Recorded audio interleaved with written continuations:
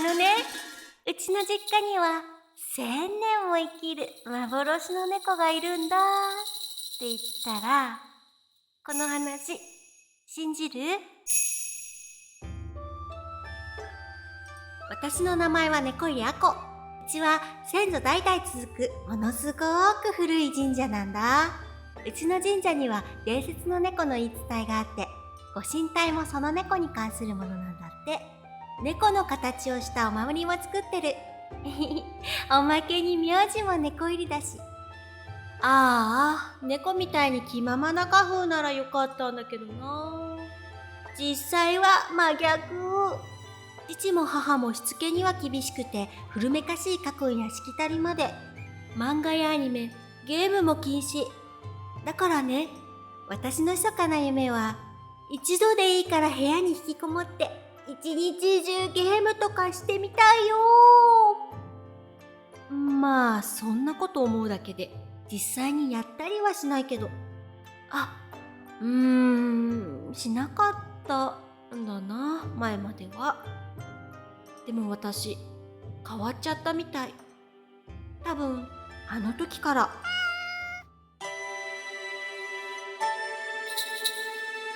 あの日、玄関前を掃除していたら、どこからか猫の声がしたんだ。うちに飼い猫はいないのにおかしいな。野良猫かな。なんだか私のことを呼んでいる気がしたんだ。本殿に行ってみたら、扉の前に一匹の猫がいた。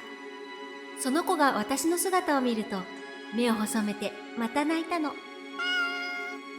まるで私が来るのを知っていたみたいに。それがなんと小さい頃から祖父や父から聞いていた幻の猫にそっくり。山吹色の毛並み、虎みたいな縞模様、かわいいまろ眉に赤い吸い込まれそうな瞳。あなた、もしかして私が言いかけた時、その猫がこっちめがけて飛び込んできた。うわあ、それだけじゃない。わらわがそなたの望み叶えてやるぞ。もっと自由に面白く生きようぞ。どこか懐かしい声が私の耳元でささやいた。いた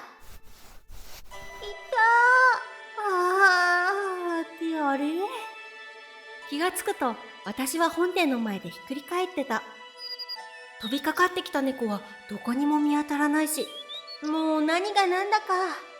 いわゆる白チュームってやつなのかなーって、その時はそう思ったりしたんだよ。でね、それからなんだよ。まず塩豆大福。それまでは別に好きでもなかったのに、あれ以来なぜか無性に食べたくなるんだよね。あと今まで全くやってこなかったゲームにハマって、真夜中まで遊ぶようになっちゃった。もちろん両親には叱られたんだけど、私あれやこれや変な理屈を並べて言いくるめるらしいんだ。それを見てた私の兄弟は、あこは人が変わったみたいだったよっていうの。何それ、どういうこと？一体私に何が起きたんだろう。神社の言い伝えにある幻の猫、あれに関係があるのかな。でもね、最近新しい趣味がたくさんできたんだ。これから始める活動もその一つ。たくさんの人に見てもらえるように私頑張ります。ただそんなことないと思うんだけど、もしもだよ。私の様子が時々おかしくなったり、別人みたいになったりしても、気にしないでね。